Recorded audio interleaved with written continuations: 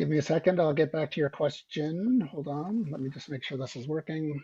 And in the meantime, I'm going to confirm with Lars Henriksen that I will be introducing you when the violin music ends at 3 minutes at 3 o'clock exactly, Okay. with introducing the Swedish Honorary Consul General, Lars Henriksen. Does that work for you? That works for me. But so Good. maybe that's Brian. That's exactly what I wanted to say. There was something here that Andrew sent based on, I guess, my question about internet and stability and so on. Okay. Wouldn't it make more sense that you say that? Say what? I didn't know I don't know what he sent. Okay. Is it in an email that I'm copied on? I could look at it. Yep, you are. It's sort of based I on. think it's for us only, Lars, to read that. It's only for us. Just for everybody, I think if you're talking about the same thing, it's just for everybody. If you're experiencing internet connection difficulty or speed or lagginess, just to make sure that no one else who has access to your internet is downloading megabytes of files. Right, we got watching... that. Sorry, now I understand. Lars Henriksen, no, it's only for us in this group. It's only for the panelists, not for the audience at large. Okay. I understand your confusion. Yeah, I could see how that would be interpreted that way. I'm glad I asked, because otherwise I would have changed my whole comment. That would have been fun. If you could tell your teenagers to stop doing the video game in the basement, everything would go a lot smoother. No, let's not say that. Kirsty, if everybody, hold on, give me a minute. Kirsty, we're in. The live stream is up on YouTube. I think everybody, you should notice that on your screen, there's a live on YouTube button in your screen somewhere. And that means that you can take that link and you can share it. The live stream is unlisted, so it won't show up on anybody's page unless they have the link that you send them. So if there's anybody who hasn't registered or anybody who'd like to see it that way, you can do that.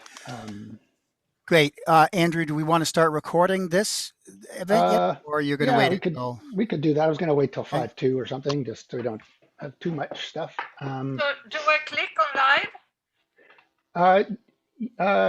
Yes, you can. If you want to look at the YouTube feed, you can click on live. There's a down a selection arrow that allows you to go to the YouTube page. Yeah, I just want to see the program starting at 3 o'clock. Yep. Well, actually, Kirsty, if you're done, your job is done here. I can you can stay, and I can send you out to being an attendee once we go live. Excellent. Very good. Okay. Anybody else have any questions? You kind of know what you're doing. You know, probably not what they're going to say. Well, let's make up the rest on the fly, shall we? Yes. Yeah. Improvising. Okay, it's 10 minutes to program, ladies and gentlemen. We, as the program indicates, in 5 minutes, we're going to go to pre-show. Right now, we're in practice mode. And then at 2 minutes to 3, the slide that you're seeing in the program and the Raoul Wallenberg program will be joined by the music, 2 minutes of the violin music. At the end of that, exactly, I'm going to say Lars Henriksen intro, and then we're off at exactly 3 p.m. So as Andrew said, please remember to mute yourselves. Kirsty, you too, please. Yep. If you're not on right now, if you're not required to speak, then you want to do that. And I think everybody has my phone number. If something goes terribly wrong, you can call me. I'll probably stay muted throughout the whole thing. Just watch the program and be ready to put out any fire so that Andrew and Elvis, our technicians, can deal with the content and making the thing look smooth to the audience. So anything that happens behind the scenes that needs attention, do you want my phone number right now? Shall I call it out so you can all write it down? Just in case? Say it out loud. Here we go. Waiting for George's pen. Yep. I'm imagining a feather quill, frankly. Absolutely. 416-569-8265. You can text me or you can call me if need be. And but let's assume that's like a fourth stage fix. We should be able to do everything on the fly. Okay. Okay, and just to go over very quickly, two worst case scenarios. One, if there's a power outage anywhere between the people who are running the meeting, we'll make every attempt to get back up, but we will, Brian and I will be in communication. If there is a problem, I will call Brian and he will disseminate the information. Two, just because these are crazy times, if we are Zoom bombing is a word that we have to be aware of. If anything happens, I will make every attempt to kick people out, and we will try to deal with any chaos that happens. But we can't ensure no problem that way. But we'll do our best to shut it off Yeah. as soon as it happens. With the webinar format, we've effectively completely minimized that opportunity. Nobody gets in that we don't know about. Andrew, do we want to make Elvis your co-host for the event just as a Oh backup? yes, good idea. And are you hardwired today, Andrew? Yep. Okay, great. I am too. Elvis, are you hardwired today? Yes, I am. Okay, fantastic. And good. Well, we're coming up to, we're 2:53. We're 2 minutes away from the opening up the program, that is. Oh, I've made Brian and Elvis's channel co-hosts Okay. just in case. So I will start recording just because I don't want to forget. Record on this computer. Okay. All right. And for the most part, I will be muted, and I'll just be controlling what people, as much as I can, what people see at home, and just also a reminder that as panelists, you see a slightly different, more convoluted view than what the actual attendees see. They see just the thing that I spotlight. They don't see all the little thumbnails of everybody Right. waiting to Yeah. talk. So just keep that in mind. Kirsty will see that. And Kirsty will see that. should we demote Kirsty at this point, just to, before Well, we? wait. I'm going to wait till I actually start the webinar. Okay, just so that. Good. And I'm going to pop up, Andrew, just FYI, I guess because you've made me a co-host. Yep. You're in a practice session. Attendees cannot join until you start the webinar, and there's a big button. Do you want to start the webinar? I won't. Yep. But just to let you know that we'll popped up. leave that to me. I will choose to Good. start the webinar, and we can start the webinar as soon as it hits 55. And that's it. So Okay. everybody, we are about to begin. So I will start the webinar, and We'll here see we you. go. And remember, this is all being recorded for posterity. So let's do this. And Kirsty, as soon as I do this, I will demote you to attendee, or promote you to attendee, however you choose to see it. Thank you for your help. See you in a bit, folks.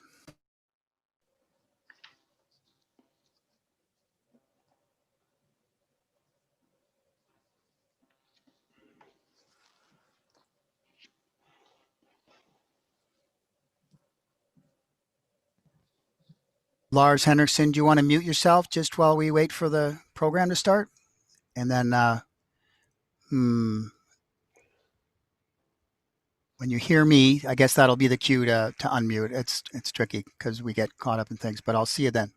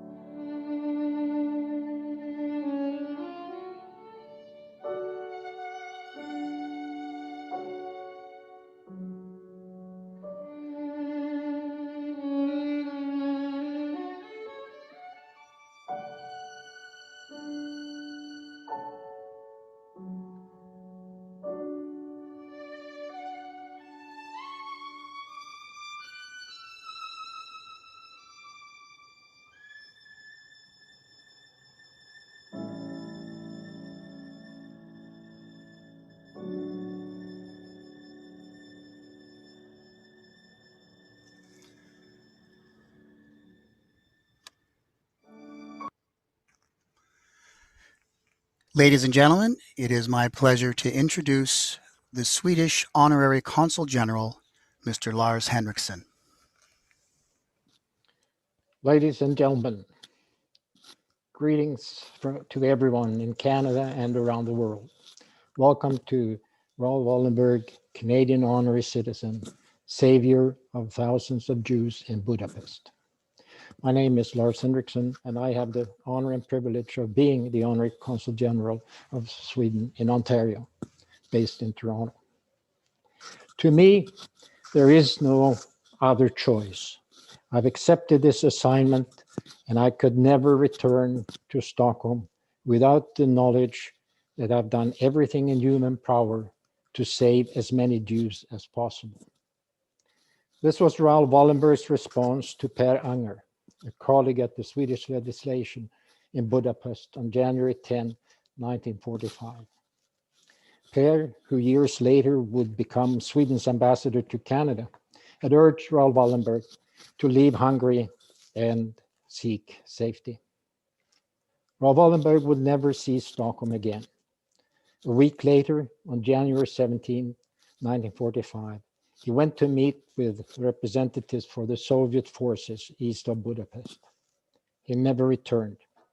Instead, he was arrested and eventually brought to Moscow and has never been heard from again. In 2001, the Canadian government designated January 17 as Raoul Wallenberg Day to honor his bravery and humanism.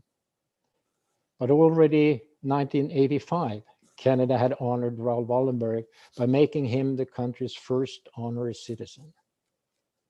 In a report from the Swedish government, 2003, investigating Raoul Wallenberg's destiny, we can read the following, and I quote, "He did not ask what needed to be done. He did not need a decision-making process in the face of evil. His unnerving moral compass indicated the path that he should take. Raoul Wallenberg thus set an example. He knew that we need not always be prepared to do what is right. He showed that we are all able to meet a challenge." End of quote. Wallenberg's humanitarian achievements live on, reminding us that every individual has a responsibility in the fight against racism and for human rights. It shows the importance of personal courage and taking a stand, because one individual can make a difference.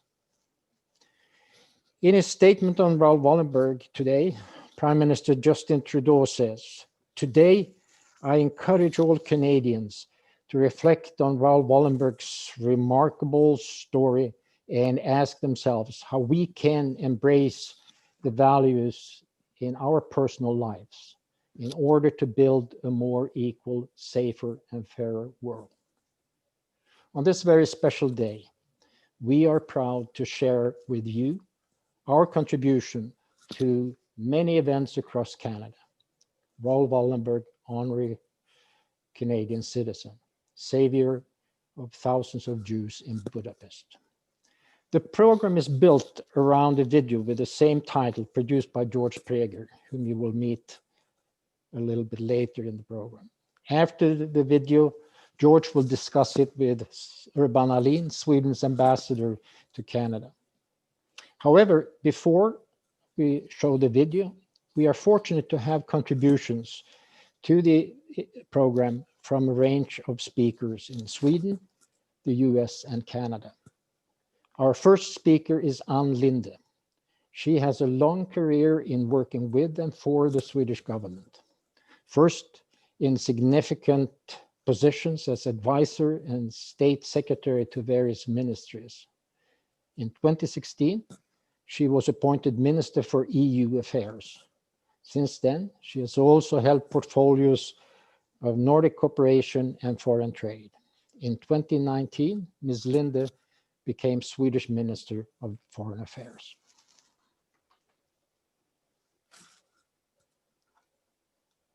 Dear friends, I'm most honored to commemorate the deeds of Raoul Wallenberg together with you on this day, the date of his fateful arrest in Budapest in 1945 by Soviet troops. I understand that since 2001, this is also a day of his remembrance in Canada. By my side today is Eric Pettersson, the Charge d'Affaires of Canada in Sweden. Next to us is a framed copy of the bill awarding Wallenberg honorary Canadian citizenship, recently donated to Sweden. It certifies that the government of Canada in 1985 made him the country's first honorary citizen. We are very grateful for this gift and are currently looking for a suitable placement for it at the Ministry for Foreign Affairs. Right outside the entrance of our ministry, there is a stone bench with a bronze cast briefcase wearing the initial of Raoul Wallenberg that serves as a place for contemplation and for us working at the ministry and for those passing by. This day offers an opportunity to remember an exceptional and courageous person who, with brave initiative and calm commitment, succeeded in saving thousands of Jews from Holocaust by issuing them with protective passports. It is essential that we never forget such moral courage, and it's equally important that we draw inspiration from it in the world we live in today. We have only recently witnessed how fragile our democracies are. The fact that Raoul Wallenberg was granted honorary citizenship in Canada, as well as in numerous other countries across the globe, testifies to the universal recognition of his actions. The 17th of January should also encourage us to reflect and react on contemporary forms of violation of human rights that might pave way to new injustices, abuses, and even mass atrocities. Prime Minister Löfven has decided to host an international forum on Holocaust remembrance, Holocaust education, and combating anti-Semitism and social media that is preliminarily scheduled to take place the 13th and 14th of October 2021, after having been postponed due to the corona pandemic. Over the decades, the Swedish government has, together with relatives of Mr. Wallenberg and scholars, made extensive efforts to find out exactly what happened to him after his arrest. Regretfully, many aspects of his fate remain unknown to this day, which is why Sweden continues to facilitate the efforts of those who are trying to establish the missing facts. Finally, I would like to express my appreciation for the close and valuable cooperation Sweden has with Canada in defending human rights globally and promoting democratic development around the world.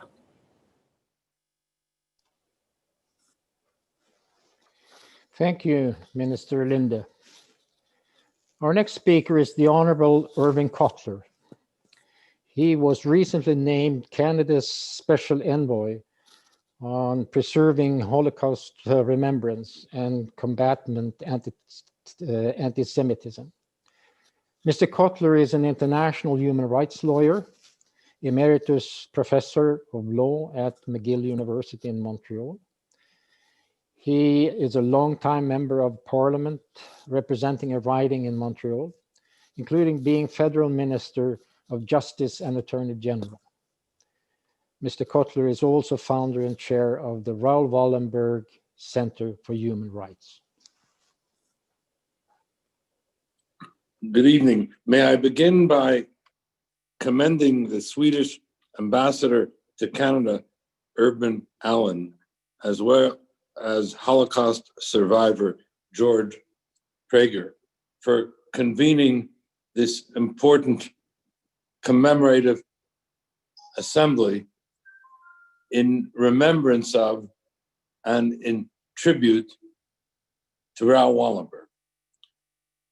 Our center, the center that I chair and which I co-founded with Holocaust survivor and peace laureate Elie Wiesel, is named in remembrance of and in honor of Raoul Wallenberg, the Swedish non-Jew who is Canada's first honorary citizen, as he is also an honorary citizen of the US, Australia, and Israel, and who was characterized by the United Nations as being the greatest humanitarian of the 20th century.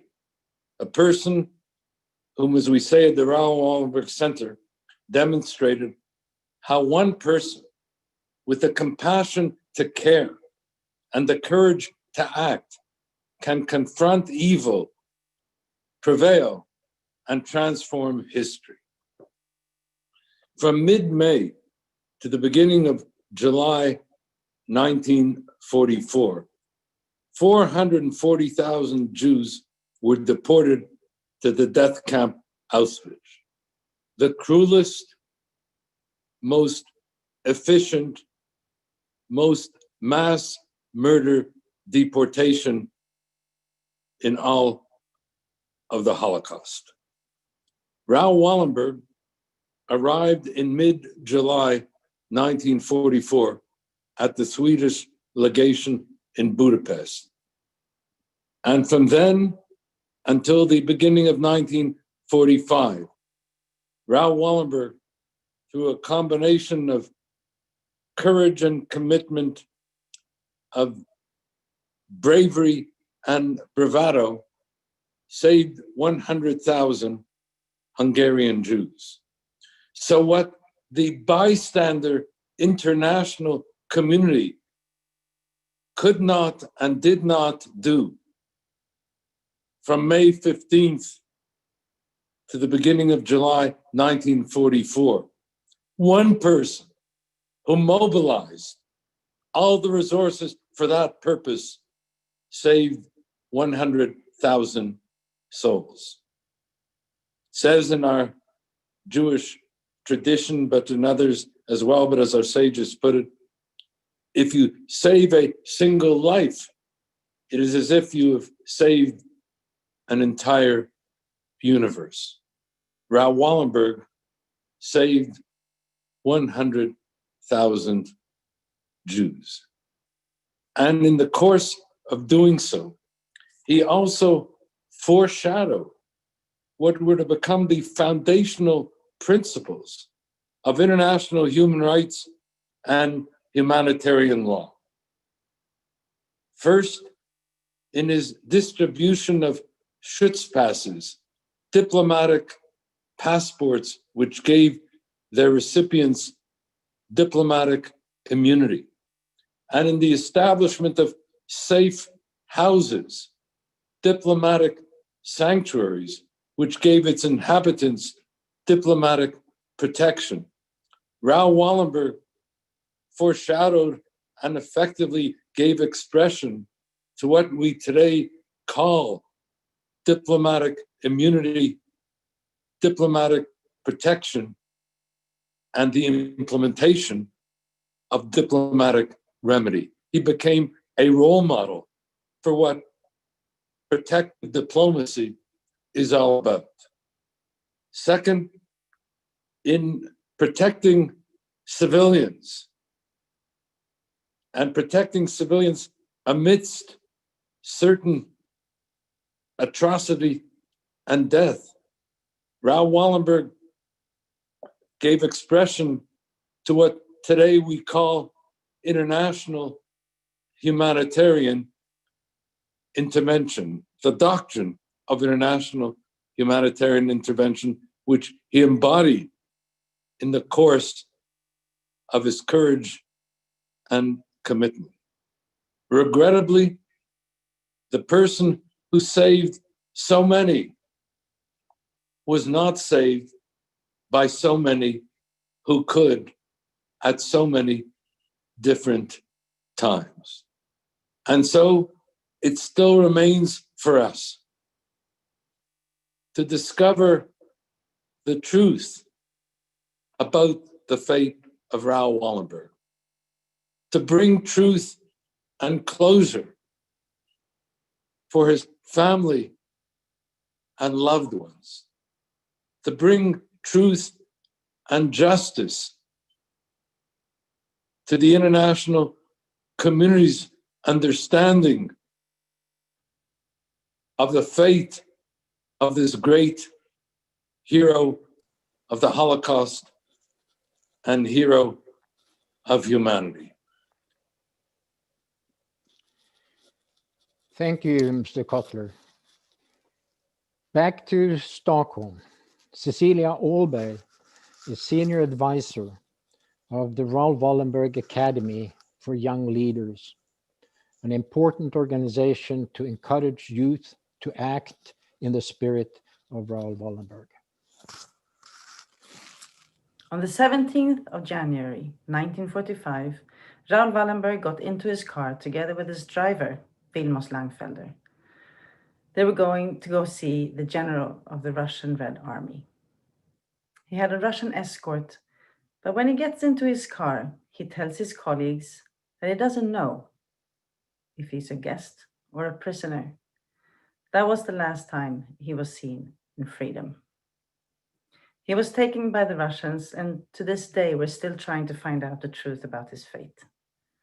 There are lots of wonderful human beings who have helped the family to try and find out the truth about his fate. 3 of them are today's speakers, Professor Erwin Kotler, Susanne Berger, and Georg Sessler.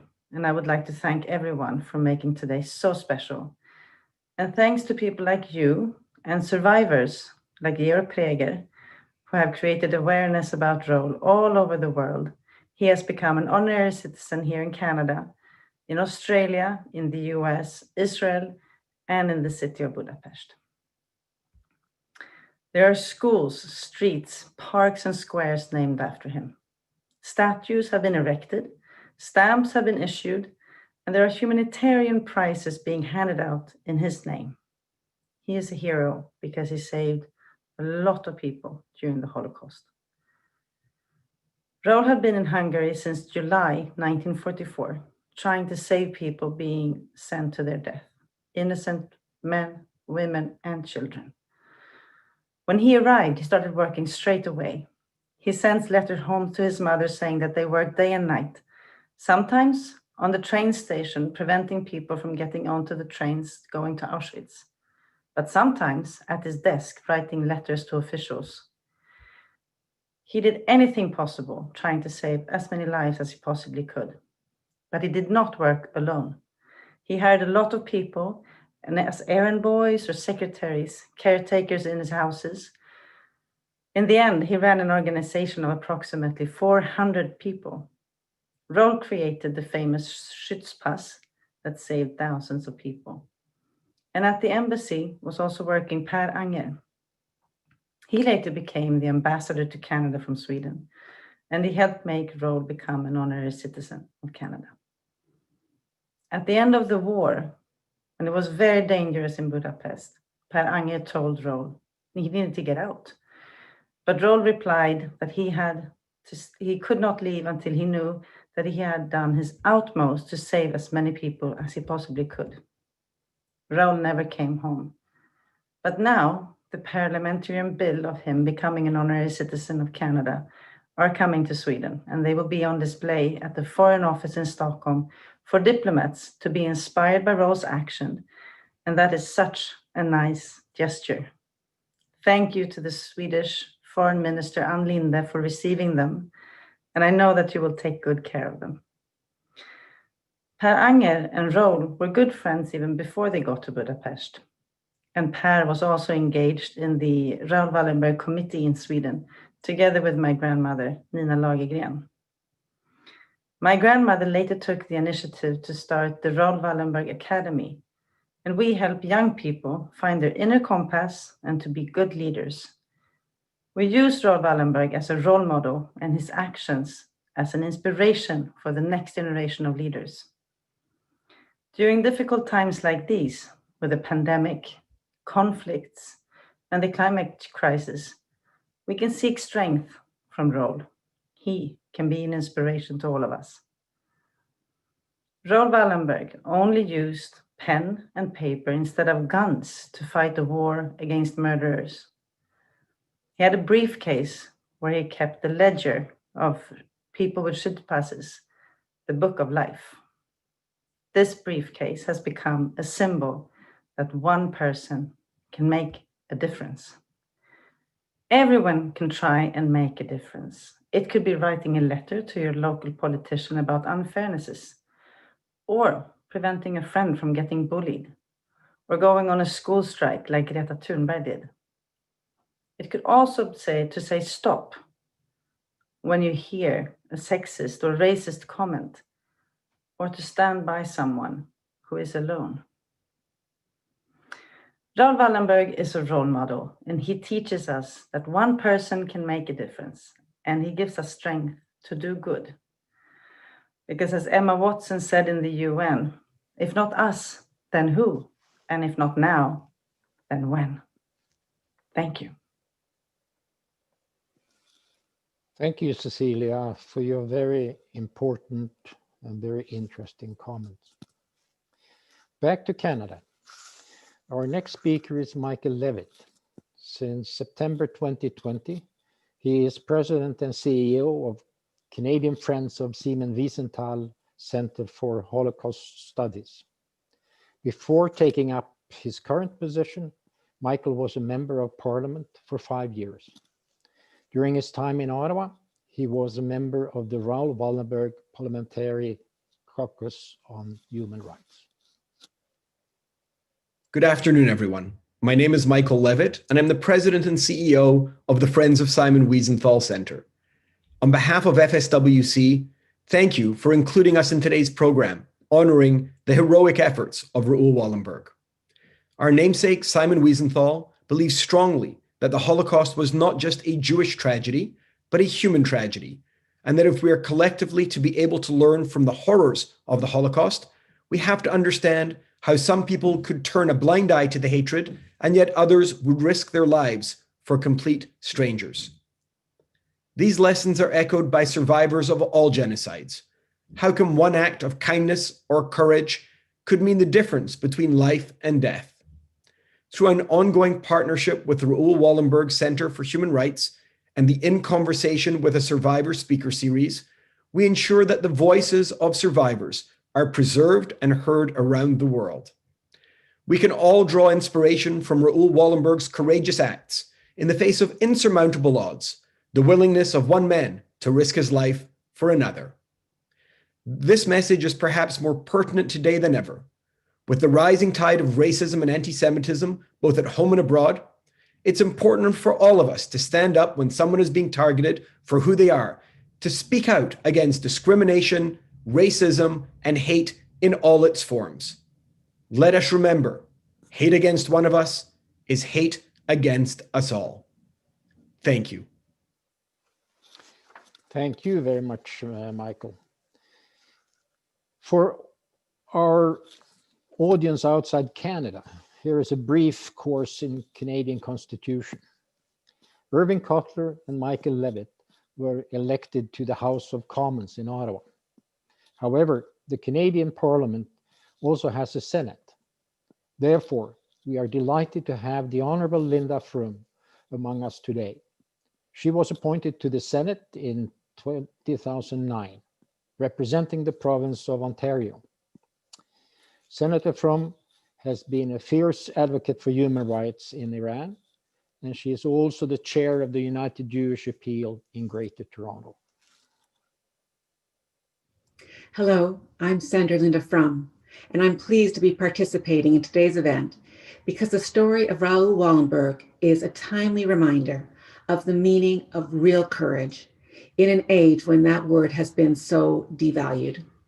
The heroism of Raoul Wallenberg reminds us that authoritarian regimes of any kind must be stood up to, whether it was the Nazi regime from which Wallenberg saved so many Jews, or the Soviet regime which imprisoned Wallenberg and almost certainly murdered him, or the Chinese regime of today, which is currently holding 2 innocent Canadian men in prison and is doing to the Uyghurs what the Nazis did to the Jews. The story of Raoul Wallenberg is both inspiring and tragic. It is a story of a man who risked his life to save others from a murderous state, only to lose his own life at the hands of another heinous state after the Nazis had been defeated. How difficult it must have been to do what he did, what real courage it took, when just as easily he could have stood aside, like so many others did, and watched the Hungarian Jewish population being marched off to concentration camps and certain death. When other good men did nothing and let evil thrive, he acted. He saved thousands upon thousands of people, and he paid with his own life. That is courage. Something far simpler is asked of us, something that involves no risk and no courage. We are asked, or it could be said we are tasked, with keeping faith with his memory and the model that his memory serves, just as he kept faith with our people in his lifetime. Thank you very much, Senator From. Back to Sweden. Georg Sessler was born in Hungary and is a child Holocaust survivor. He now lives in Sweden, where he is a distinguished photographer, artist, and author. Thank you for inviting me. My name is Georg Sessler, and I was born in Budapest 1943 and came to Sweden as a refugee 1956. And I worked as a photographer, author, and artist. I have written a book, a documentary novel, and was published 2006 in Sweden. The title was I Live Even Though I Was Born, a Jewish family in Budapest 1956 to 1941 to 1956. On the cover on this picture is my brother and me. I am the nice-looking little one in the pram. As my mom was hopping for a girl, I wearing a pink sweater. The photograph was taken 1944. Because my brother was 7 years old at that time, he had to wear a yellow star. The book is the same period when Wallenberg was active in Budapest. In 2009, I got a scholarship from the Swedish Ministry of Foreign Affairs, and I have spent most of my time since studying Raoul Wallenberg heroic deeds in archives in Hungary, Sweden, and US. I speak Hungarian and Swedish, and read German, English, and reasonable Russian. During the research, I have discovered interesting and important information. One very important is that Wallenberg threatened the gendarme, Colonel Laszlo Ferenczy, that he should be executed as a war criminal if he did not change his behavior. During the early summer deportations, Ferenczy's gendarmes, together with SS Obersturmbannführer Eichmann, has sent 450,000 Jews to the gas chambers in Auschwitz.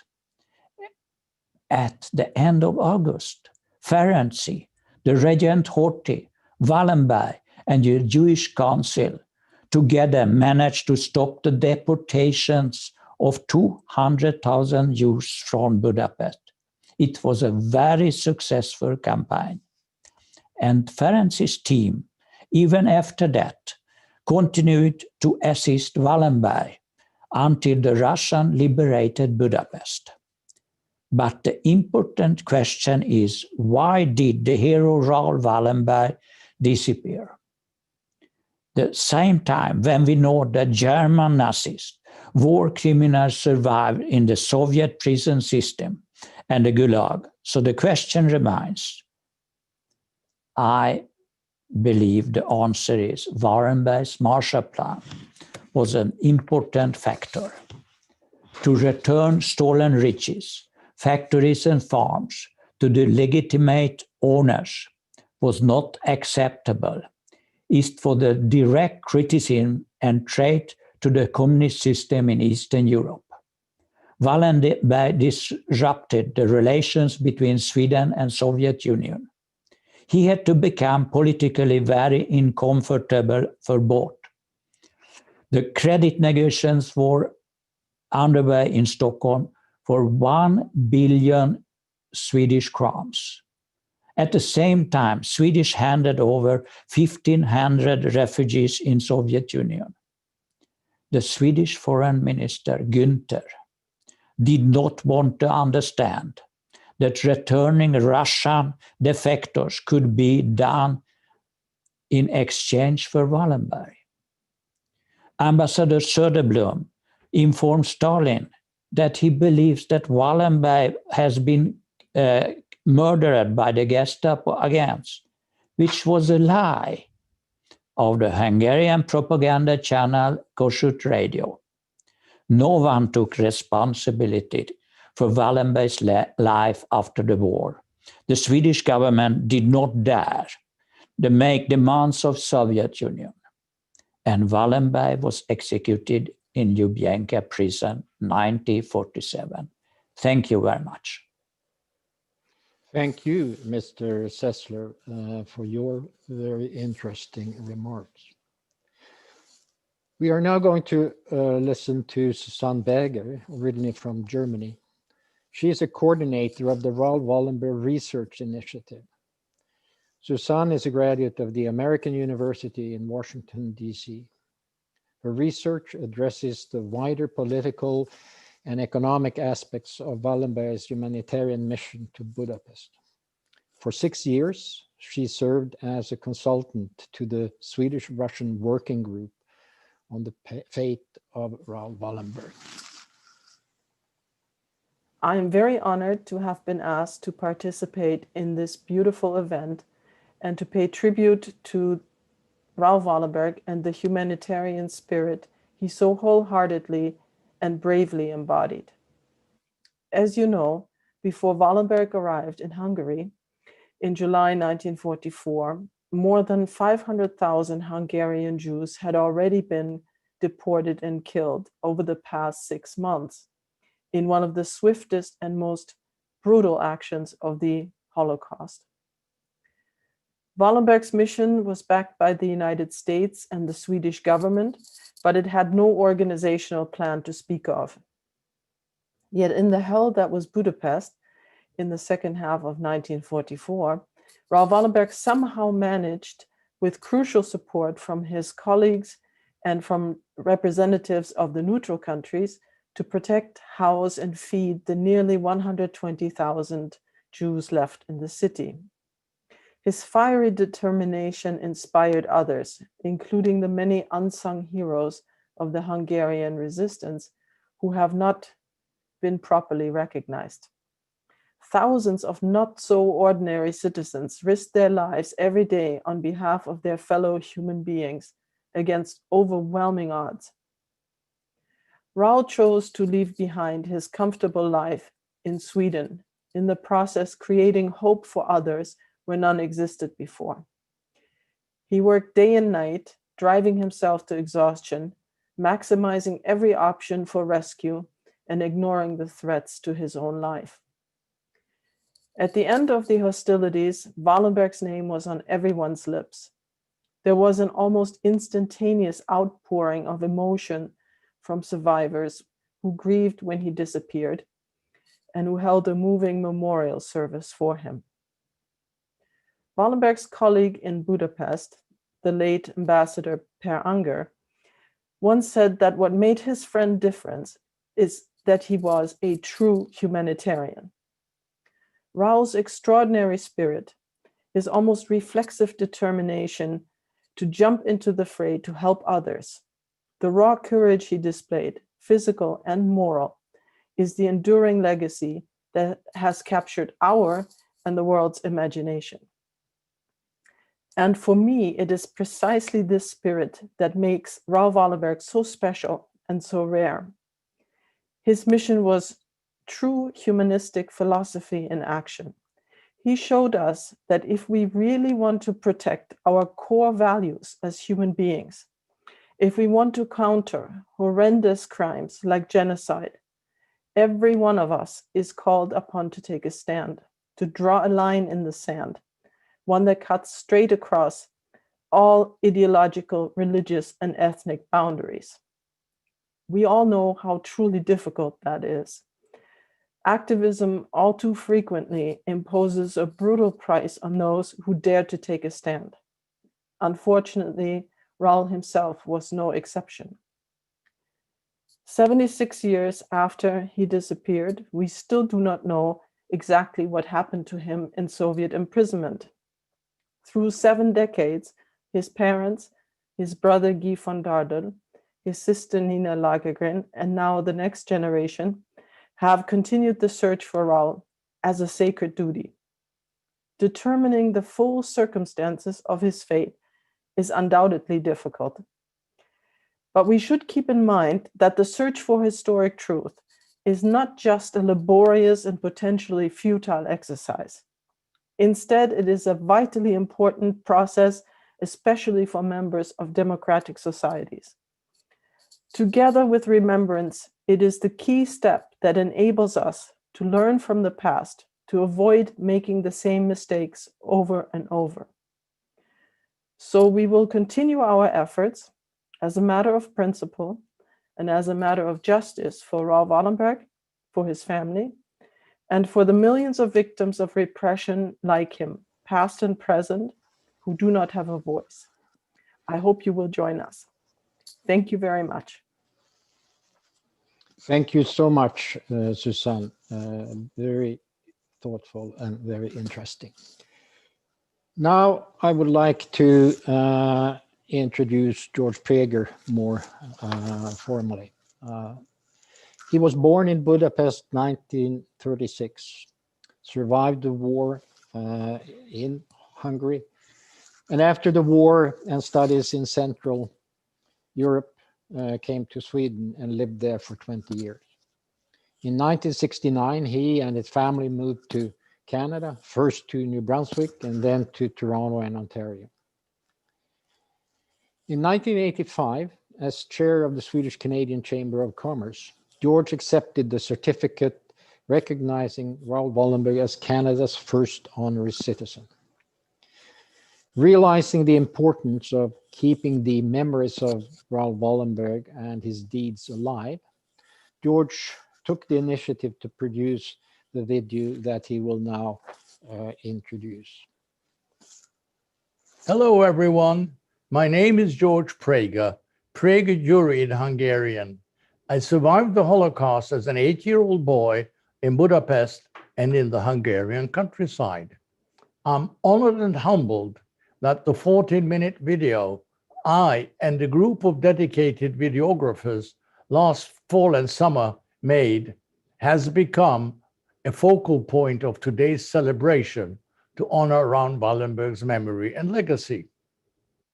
Why did we make this movie? Good question.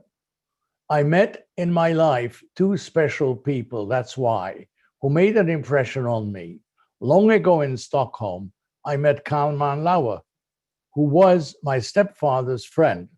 Kalman ran an import-export business in Stockholm, and he loved to meet us in the best of restaurants to eat good food.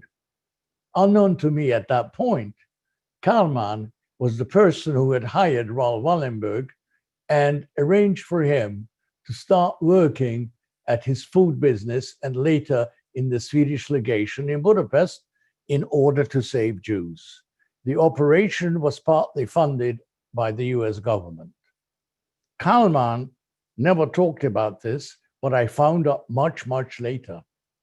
Fast forward to Toronto. 20 years later, after moving to the town, I became professionally involved with several Swedish companies. In due course, I became chairman of the board of the Swedish-Canadian Chamber of Commerce. In this capacity, I interacted with the Swedish ambassador Per Anger. He was a career diplomat who had worked hand in hand and very closely with Raoul Wallenberg in Budapest during 1944-45. Per Anger was an extremely modest man who always put Raoul Wallenberg's name first. Both of them were granted the title of righteous Gentile among the nations by the State of Israel. The video will tell the story of how a Canadian MP, Roland de Corneille, tirelessly arranged for Raoul Wallenberg to become Canada's first honorary citizen. Per Anger came especially to Canada for this event from his retirement. For me, the meeting with Carmen Lauer and much later with Per Anger coalesced in my mind to make this movie. I have now also discovered later that another person in the Swedish community here in Toronto had met Raoul Wallenberg as a student in Stockholm, and while both were prisoners in the Soviet Union. It was Niels Kalin, the founder and former chairman of the Swedish Canadian Chamber, and he also worked for SKF in many countries. His son, Fred Kalin, who lives in the Toronto area, has his diaries. Niels Kalin never spoke to him about his experiences either in Japan during the war. In my opinion, these stories must be told and inherited by the coming generations. Ladies and gentlemen, I trust you will find the video interesting. Life in Hungary in the 1930s was good. Family members shared pleasant moments and good conversation. There was laughter, joy, and happiness as people celebrated their lives. Parties and trips to the beaches were common then, just as they are today. Attention was on the beauty of Budapest in the warm summer days. Still, Europe was at unease. Political deals were being forged and shattered. Betrayal was on the doorstep. People thought of their future and where they would be in another year. The comfort of warm days and close friends was coming to an end. The Jews of Budapest were at enormous risk, and few were willing to raise a hand of courage. There were friends, though, and as we look back at these days through the prism of time, several men stood out for their valor and commitment, for their own acceptance of risk to help those who committed no crime other than they happened to share a religious belief. Canada provided honor for those courageous souls. One man in particular, Roland de Corneille, firmly pushed ahead with his plan to posthumously recognize one man with the honor of Canadian citizenship.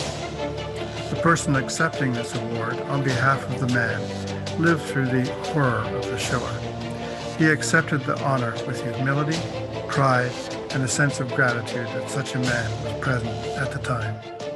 Our story is about those men. In 1934, a young Swedish student hitchhiked across the United States. In a letter to his grandfather, he explained traveling this way gave him an understanding of diplomacy and tact. In 1936, returning to Sweden with a U.S. college degree, he started work with a firm owned by Kalman Lauer. The student was Raoul Wallenberg. In 1938, the Hungarian government passed a series of laws fashioned after the German Nuremberg race laws. These laws inevitably led to the persecution of Jews in 1944 as the Nazi forces invaded Hungary, seizing power and control from Miklos Horthy. This humanitarian crisis received the attention of Franklin Roosevelt, who dispatched Ivar Olsen to aid the Hungarian Jewish crisis. Olsen met Wallenberg and assigned him to a Swedish legation to Budapest.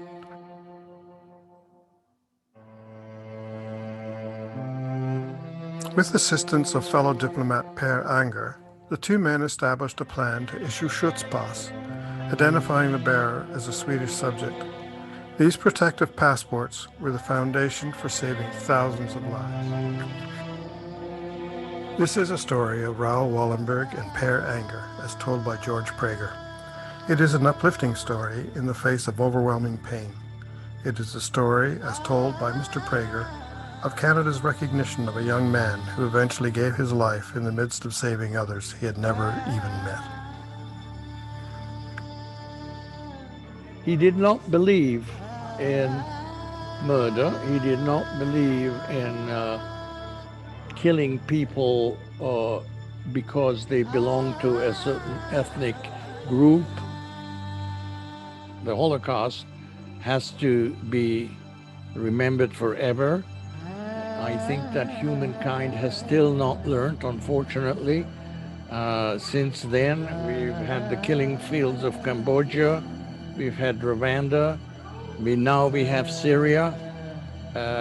We have to be constantly reminded that acts of human kindness are very, very important.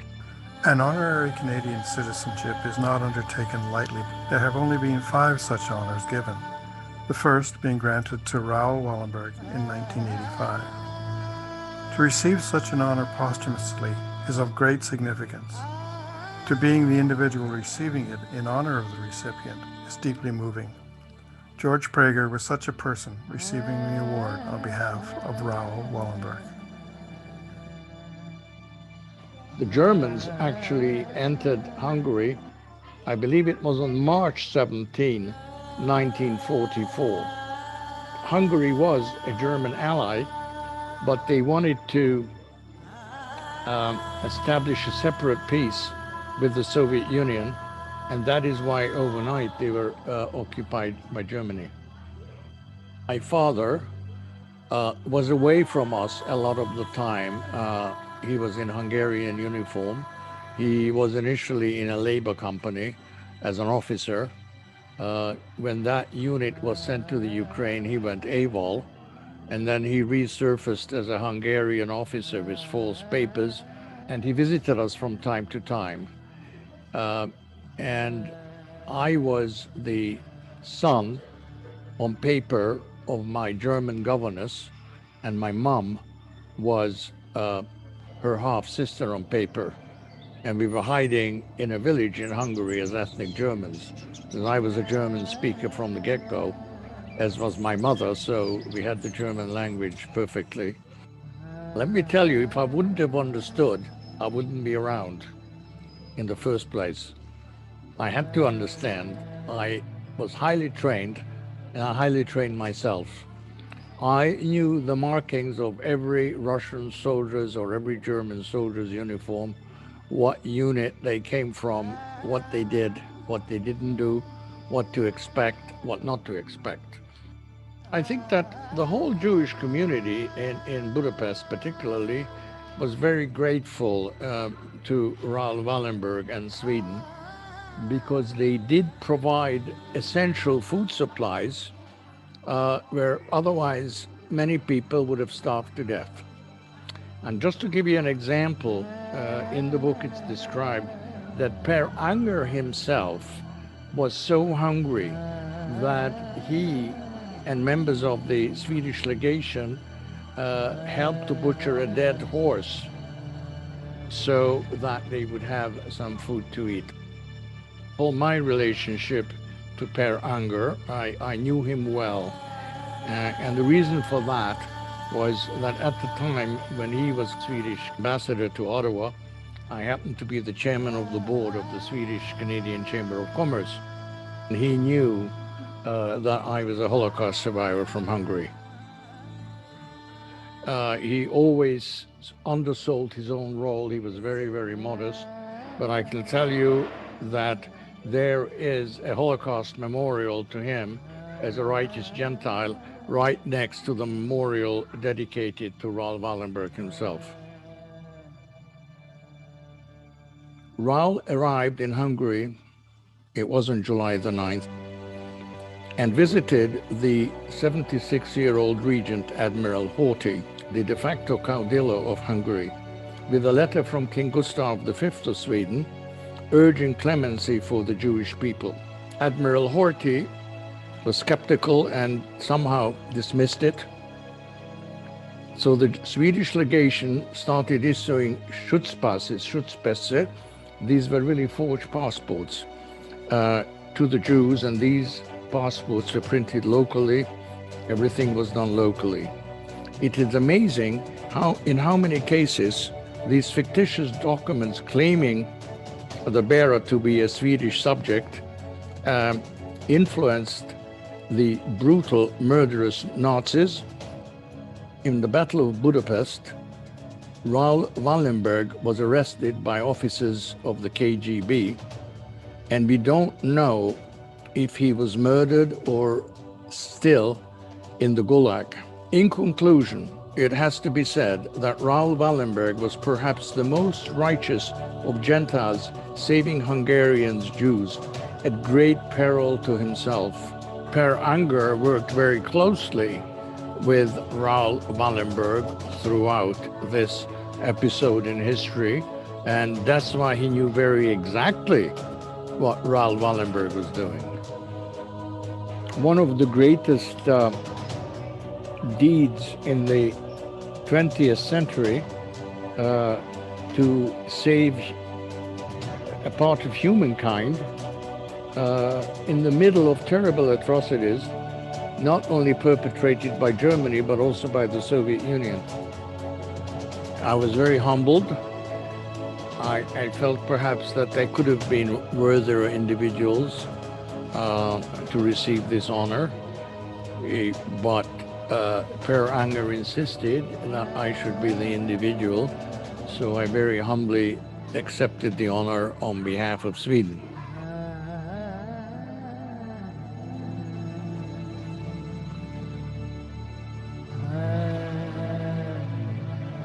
Karl Lutz, the Swiss charge d'affaires, Angel Sans Brise, called the Angel of Budapest, Chinu Sugihara of Japan, who saved 6,000 Jews in Kaunas, Lithuania, Selahattin Ülkümen of Turkey, who saved 700 Jews, Hiram Bingham IV, who saved and rescued 2,500 Jews in Marseille, France. And then there is a German diplomat who was actually a member of the Nazi establishment in Copenhagen, who alerted the Danish Jews and the underground that the Jews were going to be arrested and deported, as a result of which over 90% of Danish Jews were ferried across to Malmö in Sweden. A volunteer who hasn't been mentioned before, and he was a Czech immigrant organizing the Canadian stamp for Raoul Wallenberg. The Reverend was by birth Swiss. He was a member of parliament, I believe, by the Liberal Party, and he was very involved in multi-faith interaction between different groups of Canadians, and this was very important for him. Here in Canada, we are a compassionate and sharing society. May we never forget the lives of the 6 million men, women, and children who symbolize this day. They were demeaned, brutalized, tortured, and killed horribly en masse by human beings who committed these unspeakable crimes without any remorse whatsoever. Let us recall not only their death, but even more so, the splendor of their lives. May the memory of their lives inspire us to hallow and sanctify our own lives, and to help us ensure that they shall be remembered forever and ever. Amen ve amen.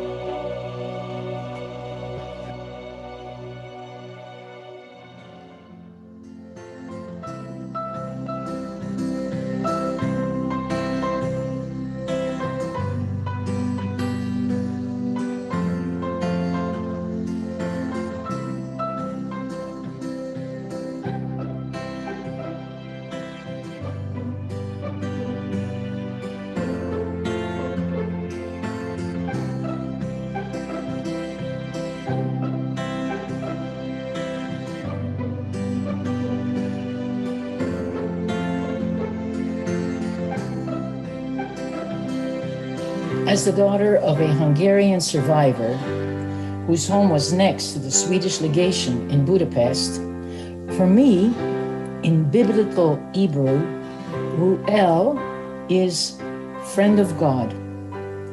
Raoul accomplished his name.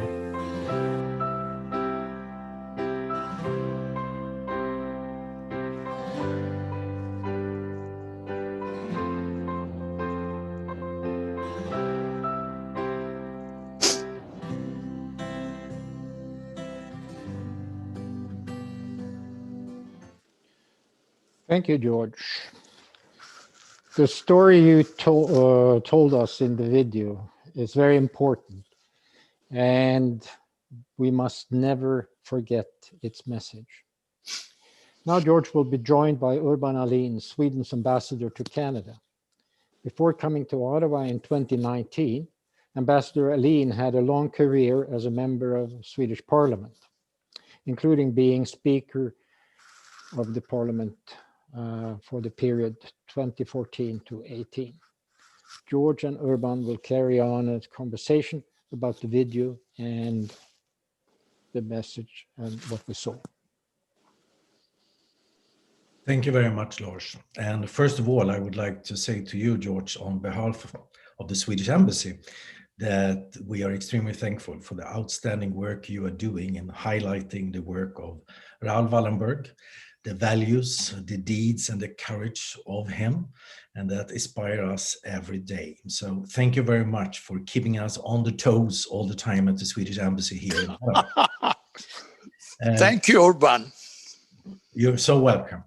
As you mentioned in the video, you were only 8 years old when all this happened in Hungary. And I must try to make this a little bit personal and ask you, how much did you really understand about what was going on when you were 8 years old? And you said in the video that you know all the signs of the different soldiers and so on. So explain to me, how much could you really understand about what was going on in Hungary? Well, the way it was, my father was a very perceptive person. He had served in the Austro-Hungarian army in the First World War as an officer, and then later lived in Berlin in the 20s and until 1930. He saw what was happening in Germany, the change to the Nazi regime and what was coming. He was very observant.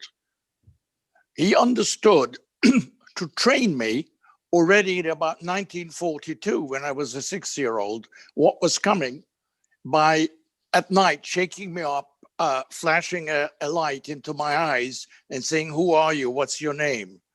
I was trained to learn the Catholic prayers in Latin and the catechism, and to start learning my future persona during the Holocaust. So by being prepared in that way in an early age, I was able to cope with the challenges, thanks to my parents, which were coming. And unfortunately, many other Jewish families did not realize what was coming, did not prepare for themselves, and were consequently caught in this horrible situation that ensued. So you mean your father, he really had a sense about what was going on, and he trained you. You mean that you exercised during night, coming in with a flashlight, and you had to tell which is your fake name, so to say, and say certain things in German and so on to really make it, we call it, trustworthy, that you were the person that you wanted the Nazis to believe you were. I mean, well, it's an amazing story that I think lots of kids around the world actually should understand, what it means to have been living during this period of time and being forced to live through that. So how did that affect you as a kid? I mean, 6, 7 years, 8 years old in Hungary, having this knowledge, being trained, it must have been terrible, walking around nervous all the time about what's going to happen. Well, yes, that's true. The thing is that one had to be trained when there was a razzia, and the Arrow Cross thugs would interview you, that you gave the right answers. Otherwise, they take you to the courtyard and shoot you in the head.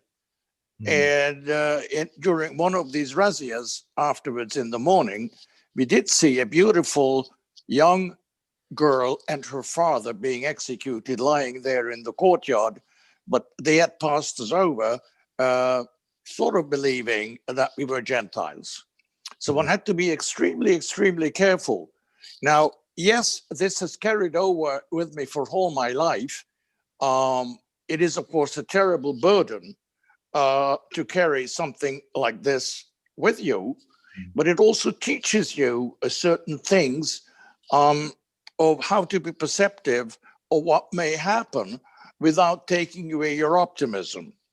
It is a burden for you, for your spouse, and for your children, because anybody, I think, who has lived through the Holocaust, their families become very much aware of it, and it's not always easy. I can understand that. You have told me about, can you call it an incident, when actually one of the Nazi leaders suddenly asked your mom to come and interpret in German, and later on wanted to come to your house. So tell me about that. Well, you see, we were known as ethnic Germans in this village of Felschurgud. And then what happened was that a German troop train arrived at the station, and they needed an interpreter to speak to the Hungarian railway people. And my mother was picked up by a couple of gendarmes in a motorbike. She actually got very scared because she thought that we'd been found out and that she was going to be deported to Auschwitz. It turned out that they needed an interpreter.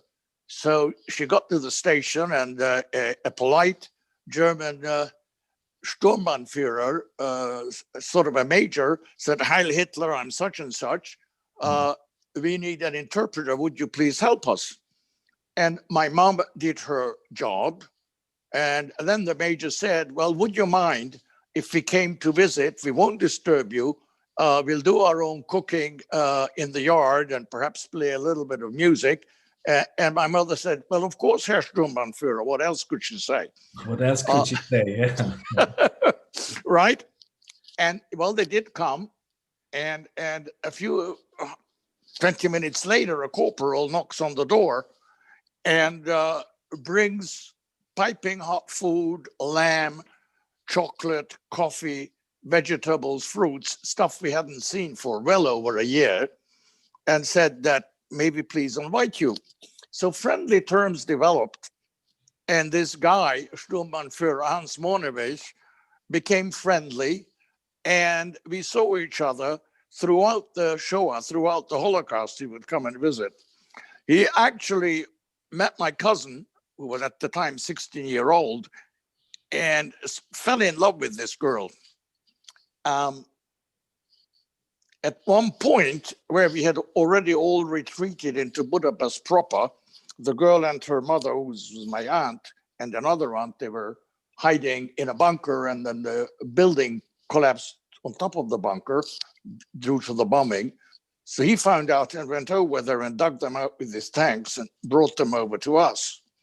At some point, I think he probably started to suspect that we were Jewish. He never said so.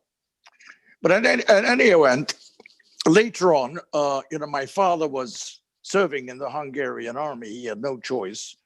He was hiding in the Hungarian army. And the military police got very suspicious of his identity, and they brought him in for questioning. My mother was crying. Hans happened to come by in the bunker, says, "Wilma, what's wrong?" And Mom said that, well, they've taken Peter, that was my father's not real name. They've taken him to headquarters, and I don't know what's going to happen. So Hans said, "Well, Wilma, we're going to fix this." So he drove over there with a platoon of tanks, went up to the room where Dad was being kept, and said, "Gentlemen, what do you want with my colleague, Lieutenant Petrus? We served together on the Russian front." Not a word of this was true. So he lied really to save your father there. Yeah? He did, and he did save my father. He did save my father. Then when the last day or day and a half before the Russians took over the city, he came to say goodbye. And he said that my job is to shoot any German who's to be left behind to save, to defend the city. But then the tanks are breaking out. And that happened. We later found out that his tank was damaged. And my dad and my uncle was a Russian speaker, went from POW camp to POW camp until they found him. And they vouched to the Plukovnik, the colonel, what this guy had done. So no SS usually came back from there. but Hans, who was wounded, his wounds are taken care of, and he was repatriated to Germany after 3 years, which was almost unheard of.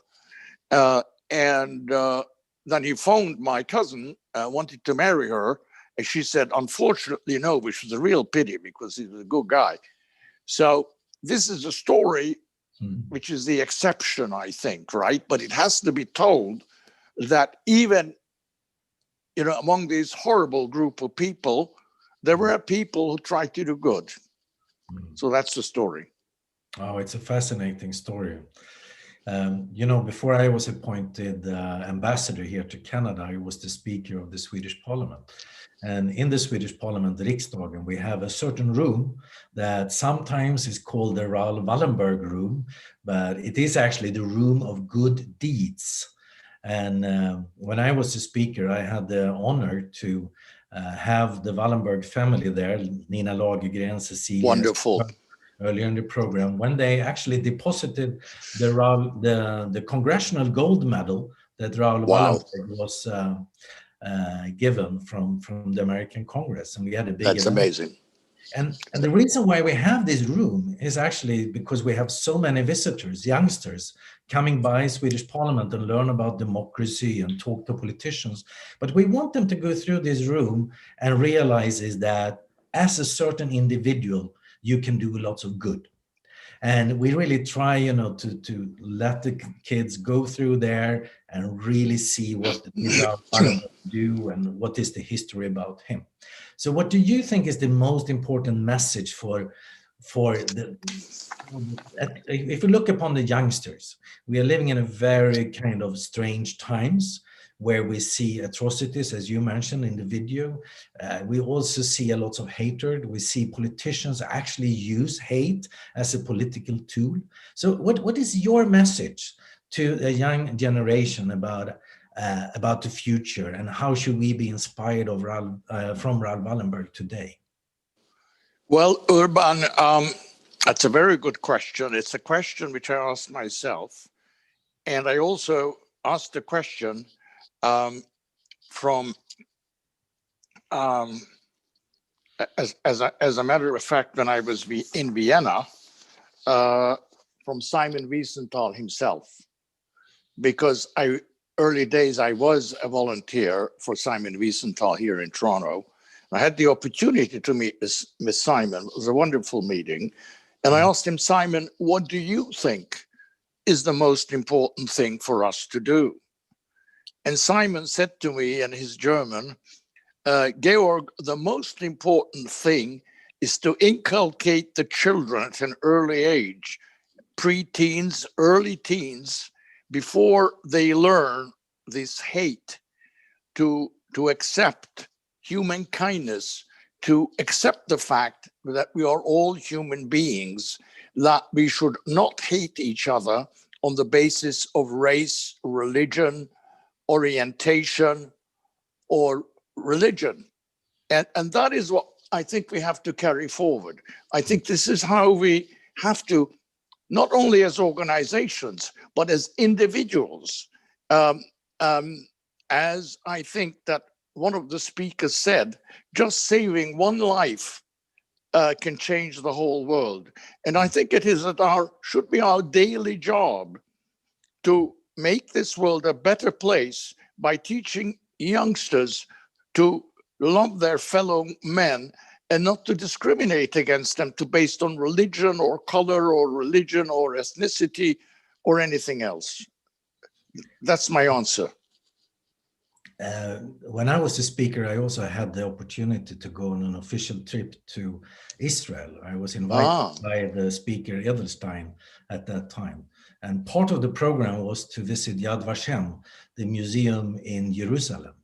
And I was so fascinated by the outlay of the museum, because it starts with the propaganda from the Nazis, where they were dehumanizing the Jews and other people they didn't like. So, making pictures of Jews like they were cockroaches or rats or pigs, and in kind of all the communication, just making them not human beings. and by that paving the way for what was going to come later on, the Holocaust, and the final solution, as they said, the Nazis, And I think that's as important as you mentioned, that we are human beings and we need to treat each other as human beings. But we can also see that this kind of hate and dehumanization is also going on today, George. Yes, this is very, very unfortunate. We have to be very, very aware of it. Today, we read about and see pictures of racial hate, sedition, insurrection, even in the United States, particularly in the United States today, systemic denigration of minorities and ethnic cleansing, which is a euphemism for mass murder. We see the invasion of sacrosanct public institutions invaded and democracy destroyed. As you mentioned, the final solution, if you will, it was very plain to read in Adolf Eichmann's book, what Mein Kampf, what was going to happen. The world read it and did nothing. Right? Further, Hitler's propaganda chief, as you mentioned, Joseph Goebbels, demonized the world Jewish and Roman population, cockroaches, der Jude Zeus, and so on, painting them as disgusting human beings. So the final solution, when it followed, was accepted by regular Germans who, in effect, because of this seasoning, became co-conspirators. So I think there we have the answer. Then we have, of course, Arnie Schwarzenegger, who speaks about this. He recently spoke about this on YouTube when he said that growing up in post-war Austria, where his parents' generation, who had just stood by and said nothing, was so frustrated, depressed, that domestic violence and drunkenness was commonplace. This is why he finally left for the United States. So, there we have it. Now, sorry, go ahead. No. It was a very strong message from Arnold Schwarzenegger. Very strong. I actually retweeted it myself because I really think he hit the nail there. And as you say, he mentioned about his own fathers and the neighbors, how they were drunk and so on, because they had this enormous guilt and the problems that came from it. So it was a very strong message. And I also think that the message was about that when you hear a political leader talking about different groups of people, like they are racists or they are rapists or they are criminals and they are not, worth anything, they are lousy and so on, then you should be vigilant. Because if there is something we can learn, it is that it can happen again. And isn't that the reason why we are doing all this commemorating Raoul Wallenberg? Because we should never forget. Well, absolutely. We should never forget. And we've seen some horrible pictures of the Capitol in Washington being raided, invaded, Confederate flags being waved around in the Capitol itself by, I hate to call them, white supremacists. So obviously there's a huge problem here. And we have to remember what is actually said in the Hebrew Bible about this. What it says is, if we go to Genesis chapter 18, verses 1 to 8, what it says in there is that Abraham is visited by the Almighty, is visited by God at the Supreme Presence. Suddenly, 3 strangers arrive, and Abraham leaves the presence of God to rush out to greet these visitors so that they are welcome to his home, fed, and abode is given to them. You would think that this would be an affront to the Almighty, but the opposite is actually the truth.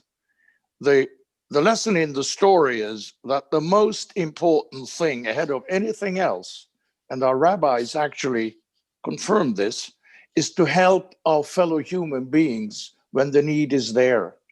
And not only that, the mitzvah, the honor, is not for the people receiving the benefit, it is for you for being given the opportunity to help other people. That is the big thing. So I think that each one of us has a moral responsibility to ourselves to help fellow human beings in need, as important as it is for organizations like, the Simon Wiesenthal Center, the UJ, B'nai Brit, the Wallenberg Center for Human Studies, etc., Muslim, African Canadian, and Indigenous and Christian organization to help others. Each one of us on a daily basis should be thinking that we have to help our fellow men. Thank you very much, George. It's a wonderful You're so welcome. Conversation. Thank you, George. Over to you. Thank you, Urban. Well, thank you, gentlemen, for a very interesting and meaningful conversation. It's very important, and the movie very moving as well. To build on what Urban and George talked about, and also Cecilia brought up, bringing the message to the younger generation and the importance of making them aware of the deeds, memories, and values of Raoul and Wallenberg is very, very important. Therefore, we are delighted to have Jurisic, a student at the Etobicoke School of the Arts in Toronto, a high school student, with us today. Thank you for being here. My name is Max Jurisic, and I'm a grade 10 musical theater student at Etobicoke School of the Arts in Toronto. I would like to start by a land acknowledgement that I'm speaking to you from the traditional territory of many nations, including the Mississaugas of the Credit, the Anishinaabeg, the Chippewa, the Haudenosaunee, and the Wendat peoples, and is now home to many diverse First Nations, Inuit, and Métis people.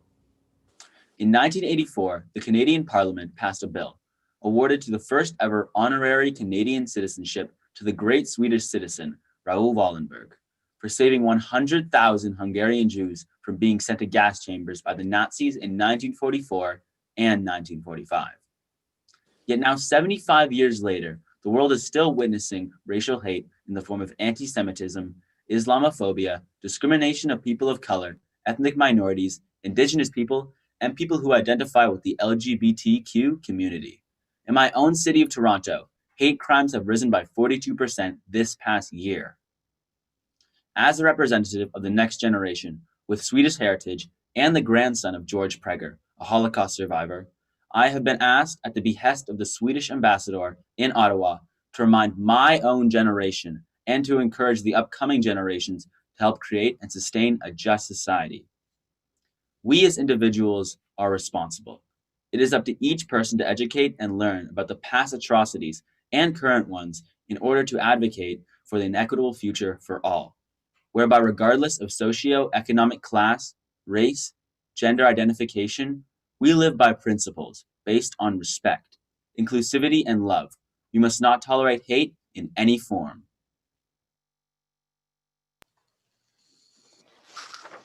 Thank you, Max, for your excellent comments. And again, I want to quote Prime Minister Trudeau's statements from earlier today. I quote, "We will also continue to keep alive the memory and the stories for younger generations and work to promote and defend pluralism, inclusion, and human rights." End of quote. Max, listening to you, I know that we are in very good hands with the coming generation. You and your fellows are very important as ambassadors to keep Raoul Wallenberg's memory alive. We are reaching the end of the program. Lars Ruth, the current chair of the Swedish-Canadian Chamber of Commerce, will give some closing remarks. And after Lars, Moshe Hammer will perform the Jewish prayer called Nidre. Lars, please. Thank you, Lars. On behalf of the Swedish-Canadian Chamber of Commerce, I want to thank everyone involved for producing today's event and all our great and engaging contributors. A special thank you, of course, to George Praeger, our ambassador, Urban Ahlin, and of course, our great host, Lars Henriksen. But I also want to give a great thank you to the people behind the scenes. So the Chamber's Executive Director, Marie Larsen, for all the work she put in, and our very skillful and engaging social media team, who's achieved great success in getting our message out. A little shout out also to our production team of Brian Smith with UN Media and his team members, Elvis Dean and Andrew Kynes.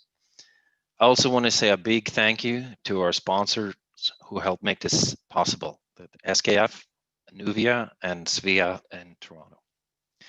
But most importantly, a great thank you to all of you who attended today.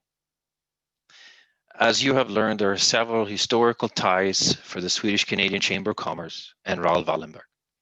And we intend to continue an annual commemoration of Raoul Wallenberg on this day, January 17th. We want to invite all of you to help shape this event. So you're hereby invited to collaborate. You can submit feedback and suggestions to our special email address. It's rw@sccc.ca.